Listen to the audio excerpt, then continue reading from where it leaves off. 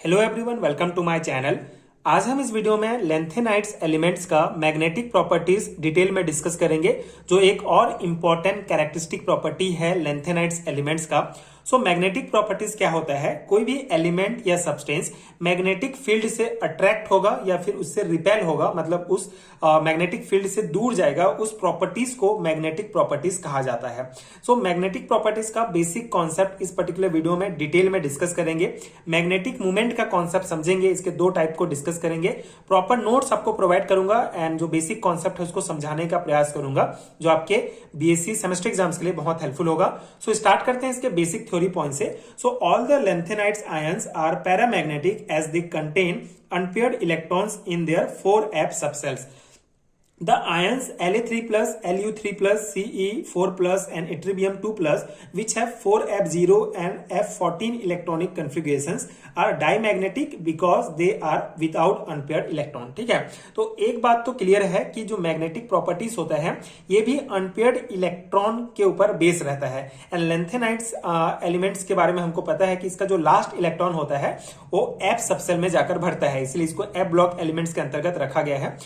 Lanthanide जो ions होते हैं वो दो प्रकार के मैग्नेटिक नेचर शो करते हैं, या तो पैरामैग्नेटिक होंगे या मैग्नेटिक होंगे। पैरामैग्नेटिक मतलब कि मैग्नेटिक फील्ड से अट्रैक्ट होगा, और डायमैग्नेटिक मतलब कि मैग्नेटिक फील्ड से रिपेल होगा, उससे दूर जाएगा। तो पैरामैग्नेटिक कौन होगा? जैसे ऐसे लेंथेनाइट्स जो अनपेयर्ड इलेक्ट्रॉन कंटेन करते हैं, मतलब ऑलमोस्ट सभी जो लेंथेनाइट्स जिनमें अनपेयर्ड इलेक्ट्रॉन होता है वो पैरामैग्नेटिक मैग्नेटिक प्रॉपर्टीज शो करते हैं। एंड कुछ आयन जैसे कि Li3 plus, Lu3 plus, cerium 4 plus and ytterbium 2 plus, ये जो होंगे इनमें जो है 4f0 मतलब f सबसेल में 0 इलेक्ट्रॉन रहेगा, और इसमें f या फिर उनका जो एफ सबसेल है, आउटर मोस्ट जो सबसेल है वो कंप्लीटली फील्ड रहेगा। तो इस टाइप के ये जो आयन है, मतलब कि इससे ये प्रूफ होता है कि इसमें अनपेयर्ड इलेक्ट्रॉन प्रेजेंट नहीं है। ठीक है, इनका लास्ट इलेक्ट्रॉनिक कॉन्फ़िगरेशन ये है, तो इनमें अनपेयर्ड इलेक्ट्रॉन प्रेजेंट नहीं है, इसलिए ये डायमैग्नेटिक नेचर शो करते हैं। ठीक है, तो सिंपल सा कॉन्सेप्ट है, ऐसा आयन जिनमें अनपेयर्ड इलेक्ट्रॉन प्रेजेंट होगा वो पैरामैग्नेटिक नेचर शो करेगा, और जिनमें अनपेयर्ड इलेक्ट्रॉन नहीं होगा, मतलब कि कंप्लीटली फील्ड होगा या फिर उसमें कोई भी इलेक्ट्रॉन नहीं होगा, तो वो डायमैग्नेटिक होगा। ठीक है, तो ये एक कॉन्सेप्ट हो गया। अब the magnetic moment originated from two kind of motion of the electrons. The spin motion of electron around its own axis produce magnetic moment mentioned as spin magnetic moment, whereas the orbital motion of electron around the nucleus generate magnetic moment referred to as the orbital magnetic moment. ठीक है, तो यहाँ पे एक important term है magnetic moment, तो पहले हम उसको समझ लेते हैं। मैग्नेटिक मोमेंट क्या होता है? बेसिकली किसी भी सब्सटेंस, एटम हो या आयन हो या मॉलिक्यूल हो, उसकी जो मैग्नेटिज्म होता है उसको मेजर करने के लिए एक क्वांटिटी होती है जिसको मैग्नेटिक मोमेंट कहते हैं। ठीक है, मैग्नेटिक मोमेंट का मतलब बेसिक डेफिनेशन ये होगा कि कोई भी सब्सटेंस के मैग्नेटिज्म को मेजर करने के लिए जो क्वांटिटी होता है उसको मैग्नेटिक मोमेंट कहा जाता है, और ये बताता है कि सब्सटेंस कितना स्ट्रांगली मैग्नेटिकली बिहेव करेगा। ठीक है, ये क्या बताता है कि कोई सब्सटेंस जो है कितना स्ट्रांगली मैग्नेटिकली बिहेव करता है। अब ये जो मैग्नेटिक मूवमेंट होता है originated from two kind of motion. ठीक है, दो टाइप के मोशन से ये ओरिजिनेट होता है, निकलता है। पहला है हमारा स्पिन मैग्नेटिक मूवमेंट, मतलब कि देखिए, जब इलेक्ट्रॉन, कोई भी इलेक्ट्रॉन जो है जब अपने ही एक्सिस पे, ठीक है, अपने ही एक्सिस पे स्पिन करता है, घूमता है, तो वहां पे जो है हमको स्पिन मैग्नेटिक मूवमेंट प्राप्त होता है। एंड जब इलेक्ट्रॉन जो है न्यूक्लियस के चारों ओर घूमता है, ठीक है, around the nucleus generate magnetic movement refer. ठीक है, जब इलेक्ट्रॉन न्यूक्लियस के चारों ओर घूमता है तो वहां से जो हमको मैग्नेटिक मूवमेंट प्राप्त होता है उसको ऑर्बिटल मैग्नेटिक मूवमेंट कहा जाता है। ठीक है, तो इस प्रकार से मैग्नेटिक मूवमेंट दो प्रकार के होते हैं। एक स्पिन मैग्नेटिक मूवमेंट, जब इलेक्ट्रॉन अपने ही अक्ष पर घूमता है, अपने ही एक्सिस पे घूमता है, और ऑर्बिटल मैग्नेटिक मूवमेंट जब वो न्यूक्लियस के चारों ओर घूमता है इलेक्ट्रॉन। ठीक है, तो इस प्रकार से दो मोशन हो गया।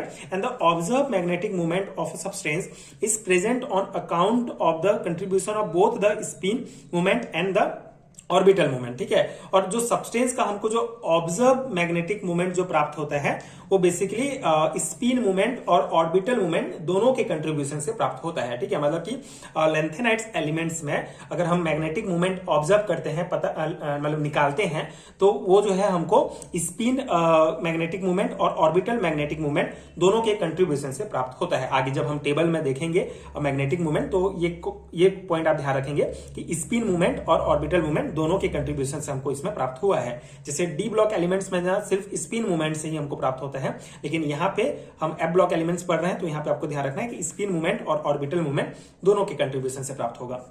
कुछ और इंपॉर्टेंट पॉइंट, जैसे the 4f orbitals are properly shielded from the surrounding of the overlaying 5s and 5p subcells. Consequently, the electric field of the ligand surrounding the metal ion does not limit the orbital motion of the electron. अब इस point का मतलब क्या है? Simple सा है, जो 4f orbital होते हैं आपको पता है वो प्रॉपरली शिल्डेड होते हैं, उनके सराउंडिंग में जो है 5s एंड 5p सबसेल होते हैं, ठीक है। मतलब 4f अंदर होता है, यहाँ पे 5s और 5p होगा, तो ये शिल्डेड होता है, इससे जो है ये सुरक्षित रहता है, तो इसीलिए इसको जो है स्ट्रॉन्ग शिल्डिंग कहते हैं। और ये इस स्ट्रॉन्ग शिल्डिंग के कारण जो लिगेंड या फिर जो सराउंडिंग एटम्स होते हैं उनका जो है लिगेंड फील्ड 4f इलेक्ट्रॉन पर बहुत असर नहीं डालता है, ठीक है। जो लिगेंड्स होंगे या एटम्स होंगे उनका लिगेंड फील्ड जो होगा वो 4f इलेक्ट्रॉन पर असर ज्यादा नहीं डालते हैं, क्योंकि ये शिल्डेड होता है 5s और 5p से, ठीक है। और इसका जो इलेक्ट्रॉन का जो ऑर्बिटल मोशन है उसको भी लिमिट नहीं करते हैं, ठीक है। मतलब वो भी प्रॉपरली यहाँ पे यूज होता है, तो ये कॉन्सेप्ट है यहाँ पे। कुछ और इंपॉर्टेंट पॉइंट, जैसे कि thus orbital contribution is not क्वांच, ठीक है। मतलब कि जो ऑर्बिटल का कंट्रीब्यूशन होता है वो क्वांच नहीं होता है, मतलब उसका भी रोल रहता है, वो नहीं दब जाता है। And hence the magnetic movement of lanthanides ion are due to 2 factors, electron spin and orbital motion of the electrons, ठीक है। तो यहाँ से जो मैग्नेटिक मूवमेंट हम निकालेंगे लेंथेनाइट्स आयंस का, वो 2 फैक्टर पर डिपेंड करेगा, एक तो electron spin and orbital motion of the electron, ठीक है। और इसको हम इस फॉर्मूला के द्वारा कैलकुलेट कर सकते हैं, ठीक है। Mu equal to √4s s+1 plus l+1, ठीक है। तो ये फॉर्मूला आप अच्छे से याद रखेंगे। ये हम लेंथेनाइट्स एलिमेंट्स के लिए, आयंस के लिए जो मैग्नेटिक मूवमेंट निकालते हैं वो इस फॉर्मूला के द्वारा हम निकालते हैं, जहां पे S हमारा होता है the resultant spin quantum number और L होता है हमारा resultant orbital momentum quantum number, ठीक है।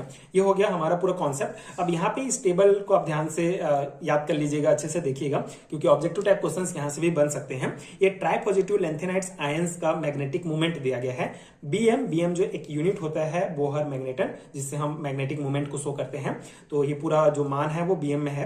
तो ये आयंस है हमारा लेंथेनाइट्स का, ट्राई पॉजिटिव लेंथेनाइट्स आयंस है, जिसका 2 वैल्यू आपको देखने को मिल रहा होगा, एक तो एक्सपेरिमेंटल वैल्यू और एक थ्योरेटिकल वैल्यू। अब दोनों का डिफरेंस क्या है? बेसिकली एक्सपेरिमेंटल और थ्योरेटिकल वैल्यू जो होता है वो पास होते हैं, मतलब ज्यादा डिफरेंस नहीं होता है, लेकिन एग्जैक्टली इक्वल भी नहीं होते हैं। थ्योरेटिकल मतलब जैसे ऊपर का जो हम कॉन्सेप्ट पढ़े मैग्नेटिक मूवमेंट, स्पिन मूवमेंट, उससे जो है हमको मतलब यहाँ से जो इस फॉर्मूला में निकालकर जो हम निकालेंगे वो हमारा थ्योरेटिकल वैल्यू हो जाएगा। लेकिन एक्सपेरिमेंटल वैल्यू मतलब लैब में एक्सपेरिमेंट करके जो एक्चुअल वैल्यू निकालते हैं वो थोड़ा डिफरेंट होता है। इन दोनों में डिफरेंस का कारण वही है कि crystal field splitting and covalency या फिर एक्साइटेड स्टेट का जो कंट्रीब्यूशन होता है, ये सब के कारण थोड़ा डिफरेंस आता है।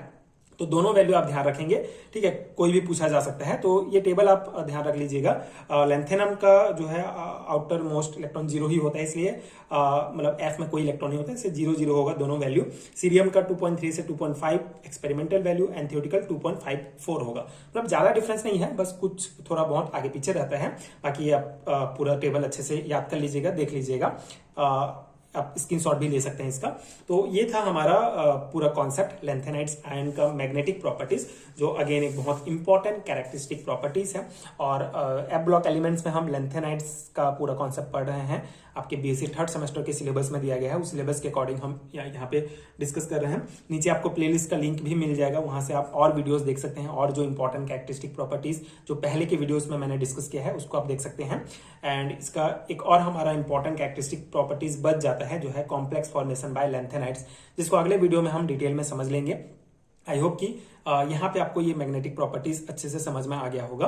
एंड अगर आपको हैंडरिटन नोट चाहिए PDF फॉर्म में, तो उसका PDF स्टोर का लिंक आपको नीचे डिस्क्रिप्शन बॉक्स में मिल जाएगा, उसको भी आप चेक कर सकते हैं एंड नोट्स वहां से आप डाउनलोड कर सकते हैं, जो डेफिनेटली आपके एग्जाम प्रिपरेशन के लिए बहुत हेल्पफुल होगा। एंड अगर ये वीडियो हेल्पफुल है तो आगे के वीडियोस देखने के लिए आप चैनल के साथ जुड़े रहिए। Thank you so much for watching.